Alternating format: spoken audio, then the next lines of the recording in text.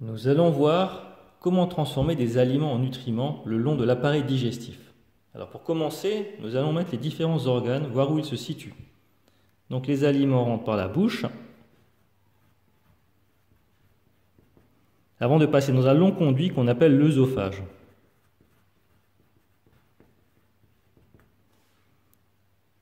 Les aliments vont déboucher dans une poche qu'on appelle l'estomac, avant de poursuivre dans un long conduit qu'on appelle l'intestin grêle.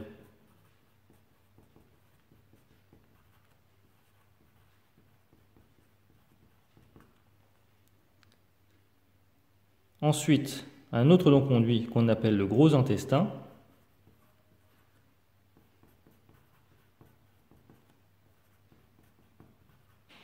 Et les excréments vont sortir par l'anus. Donc, ce sont les organes du tube digestif. Sur ce tube sont branchés d'autres organes, comme au niveau de la bouche, les glandes salivaires,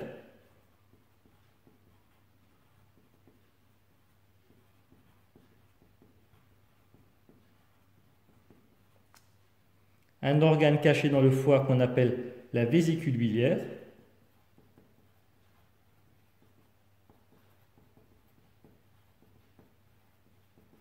et un organe en forme de plume qui s'appelle le pancréas. D'un côté, on a le tube digestif, de l'autre côté, sur ce schéma, des organes branchés sur ce tube digestif, les glandes salivaires, la vésicule biliaire ou le pancréas. L'ensemble est l'appareil digestif ou le système digestif. Nous voyons également sur ce schéma qu'il y a 3 stades. Les aliments qui rentrent par la bouche vont être transformés en nutriments un peu plus loin. Et puis on voit qu'il y a des excréments qui apparaissent au niveau du gros intestin. Comment se transforment les aliments en nutriments? Sur ce deuxième schéma, nous voyons à nouveau 2 côtés. On a donc le tube digestif qui est symbolisé par ce schéma. Les aliments rentrent par la bouche, ils sont broyés par les dents, c'est la mastication. Dans la bouche, qui est symbolisée par cette espèce de cuvette, également de la salive va rentrer. Et donc, dans la salive, tout comme dans le suc gastrique, au niveau de l'estomac, la bile de la vésicule biliaire, le suc pancréatique, qui est libéré par le pancréas, ou le suc intestinal libéré par la paroi de l'intestin grêle, ces différents éléments contiennent des enzymes. Les enzymes sont des petites molécules qui permettent de couper les aliments en morceaux de plus en plus petits. Donc à différents niveaux de ce tube digestif, une action chimique va se produire pour couper les aliments en morceaux de plus en plus petits. De l'autre côté, une action mécanique, c'est-à-dire la mastication par les dents ou le brassage gastrique. En effet, dans la paroi de l'estomac, il y a des muscles qui vont remuer, qui vont mélanger, qui vont brasser les aliments qui sont à l'intérieur. Et ceci va donc casser également les aliments en morceaux de plus en plus petits. On a donc des aliments au début qui vont se réduire au niveau de leur taille pour donner au niveau de l'intestin grêle des nutriments. Ces nutriments vont passer dans le sang au niveau de l'intestin grêle. Tous les éléments qui n'ont pas été digérés vont devenir des excréments et vont être évacués par l'anus.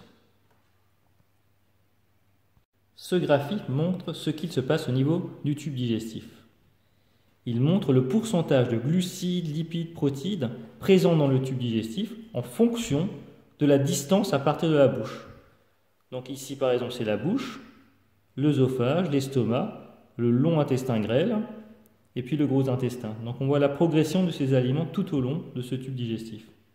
Donc bien entendu, quand on mange un aliment, il y a 100% des aliments dans la bouche qui descendent dans l'œsophage et qui se retrouvent dans l'estomac. Au niveau de l'intestin grêle, on voit que les glucides, lipides et protides, leur quantité va baisser progressivement le long de l'intestin grêle. On peut donc se poser la question, mais s'ils disparaissent, ils vont aller où?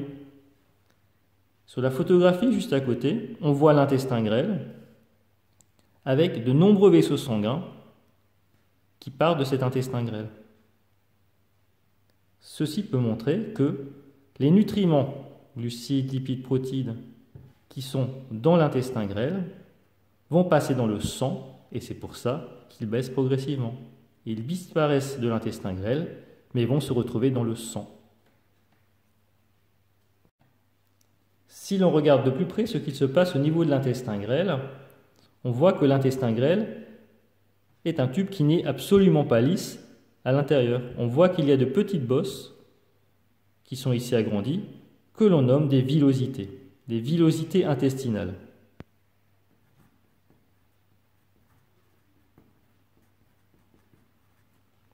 Donc tout ça, ce sont des villosités. Et ces villosités, à l'intérieur, se trouvent des vaisseaux sanguins. Les nutriments qui se trouvent à l'intérieur du tube digestif, de l'intestin grêle, vont passer à ce niveau dans le sang.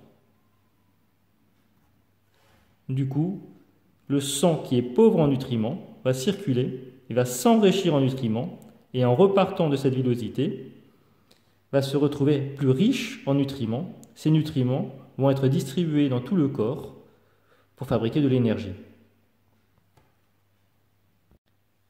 Sur cette photographie, on a une coupe de l'intestin grêle, et donc on voit ces replis qui correspondent aux villosités de l'intestin grêle. Ici, nous avons une photographie qui a été agrandie 40 fois. Si l'on schématise l'intestin grêle en coupe, on a donc un rond où l'intérieur n'est pas lisse, mais on a des espèces de petits replis qu'on appelle des villosités. En réalité, ces villosités sont beaucoup plus petites. Si j'agrandis l'une de ces villosités et que je la représente ici, en plus grand, ça donne ça. Le diamètre de l'intestin grêle est à peu près de 3 cm. Donc on a une coupe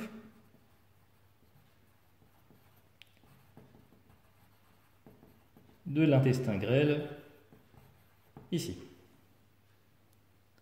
À l'intérieur de la villosité, on a vu tout à l'heure qu'il y avait des vaisseaux sanguins. Je vais les schématiser.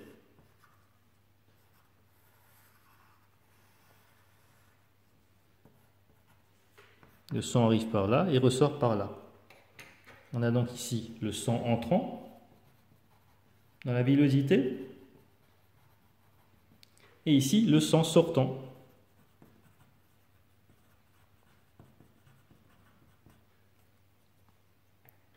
Les nutriments qui se trouvent dans l'intestin grêle se retrouvent sur ce schéma à ce niveau, autour de la villosité. Ces nutriments vont pénétrer dans le sang en passant par la paroi de la villosité. Je vais représenter quelques-unes. On a donc ici des nutriments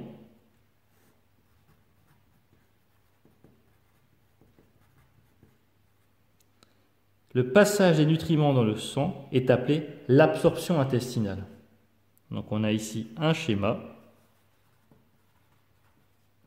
de l'absorption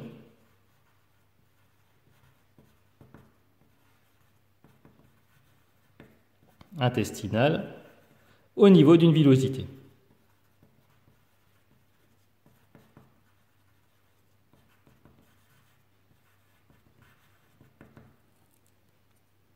Je vais souligner les titres.